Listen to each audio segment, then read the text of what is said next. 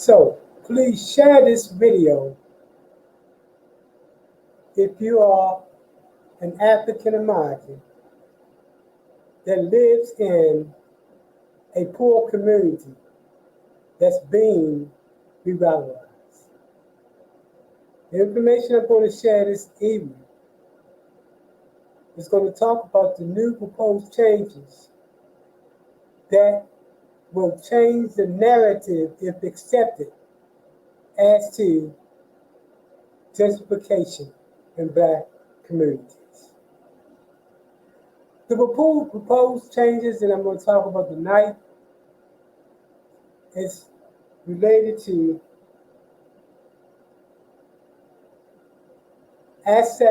increasing access to capital and opportunities for Black businesses. Who controls the money control? In this case, who controls the banks?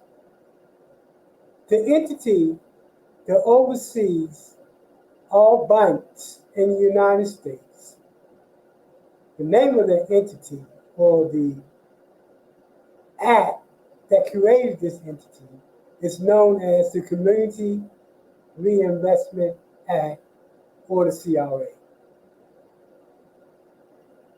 The different banking agencies that oversee CRAs, or in this case, banks, are one, the Federal Reserve Board, two, the Federal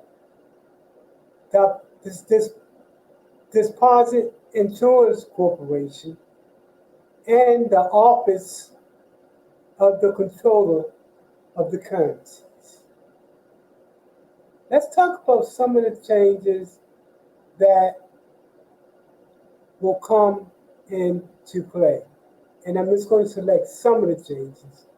I attended that meeting 2 years ago with all three of the different agencies, Federal Reserve, the Deposit, and the Office of the Controller of the Currency, that they gave.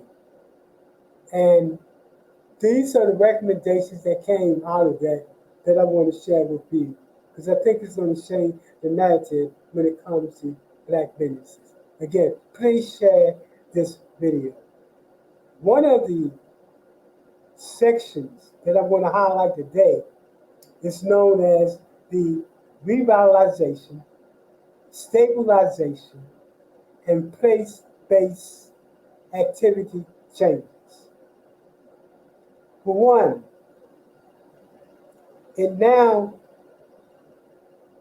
defines a geographic area as that focus on low or moderate income census tract where the activity must occur.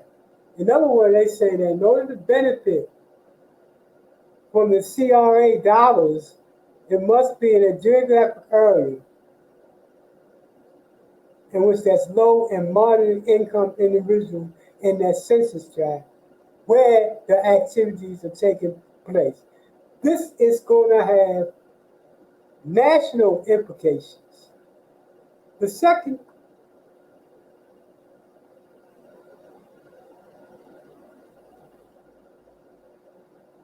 focuses on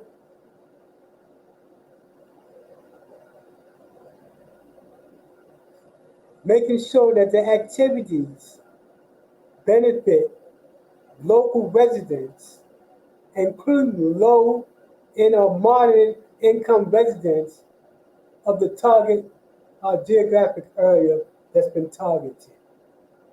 This next change, I think, is one of the most important. Basically what it says is that the definition has the eligibility requirements that the activity must not displace or exclude low or moderate income residents in the targeted geographic area.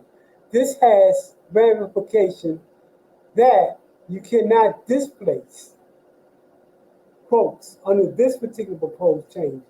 That would change the narrative when it comes to reducing gentrification. Let's move on.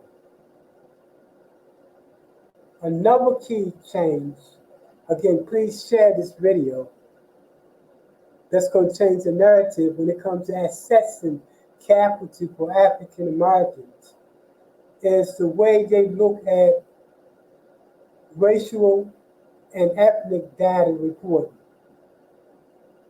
This has, for the first time, the agencies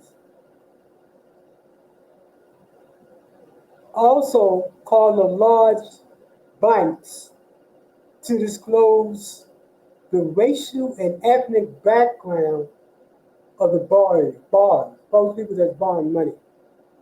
The old one, the current one, allows banks to report a total number of minority business served, X, that meets the requirements of these agencies. What it didn't do was to have a breakdown as to other minorities who actually benefit. For example, we know that 51% of those that benefit were white females, because they are minorities as well. What it didn't do, and what it must do now, is to show our African American businesses being reached. This changed the narrative if you live in what they call a community reinvestment district, which is in essence a poor community. Please share this video as it relates to these changes and the implications that it has on changing the narrative. We're talking about the money, folks. Understand how the money works. Not only in terms of economic development, but all those that are doing affordable housing. Now, they have another component called community support services that they are putting in the mix this time, that I think is very, very important in terms of provide technical assistance to those entities that are doing the work at the ground level. Example would be community services that benefit low and moderate income individuals in areas that include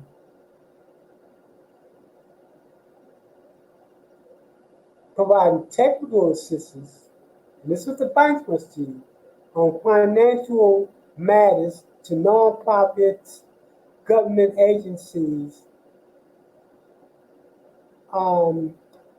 serving low to moderate income housing for economic revitalization and community development need.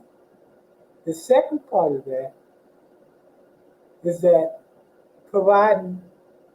banks must provide technical assistance on financial matters to small businesses and community development corporations. This becomes important because if that community development corporation is in your community, they're not advocating on behalf of the least of us, then you need to change that narrative.